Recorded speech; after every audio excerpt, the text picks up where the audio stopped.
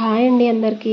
ఇవాళ తెలంగాణ స్పెషల్ బోటి దాల్చా చేసుకోబోతున్నాము. దానికి మనం ముందుగా ఒక బౌల్ తీసుకొని ఆయిల్ వేసుకోవాలి. ఆయిల్ వేడెక్కాక ఆకు సాజీర అవన్నీ మనం అందులో కర్రీకి కావాల్సినవన్నీ వేసుకోవాలి. తర్వాత ఆనియన్స్ పుదీనా వేసుకోవాలి. అది ఒకసారి కలుపుకున్న తర్వాత అల్లం వెల్లుల్లి పేస్ట్ వేసుకోవాలి. అల్లం వెల్లుల్లి పేస్ట్ మనకి పచ్చివాసన పోయిన తర్వాత అంటే ఒకసారి కలుపుకోవాలి. పచ్చివాసన పోయాక అందులోనే పసుపు వేసుకోవాలి.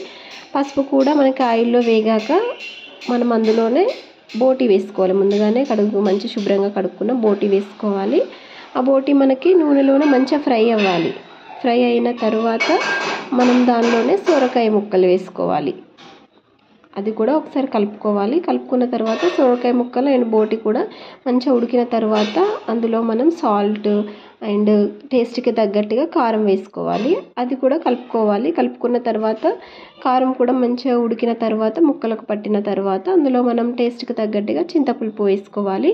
చింతపులుపు మరిగాక వేడెక్కాక అది మరిగాక అందులో మనం కొంచెం బియ్యం పిండి వాటర్ వేసుకొని కలుపుకోవాలి. ఎందుకంటే చిక్కగా వస్తుంది. అది మరుగుతుంది. మరిగిన తర్వాత ఒక 10 మినిట్స్లో స్టవ్ ఆఫ్ చేసుకోవాలి. బోటి దాల్చా రెడీ అవుతుంది.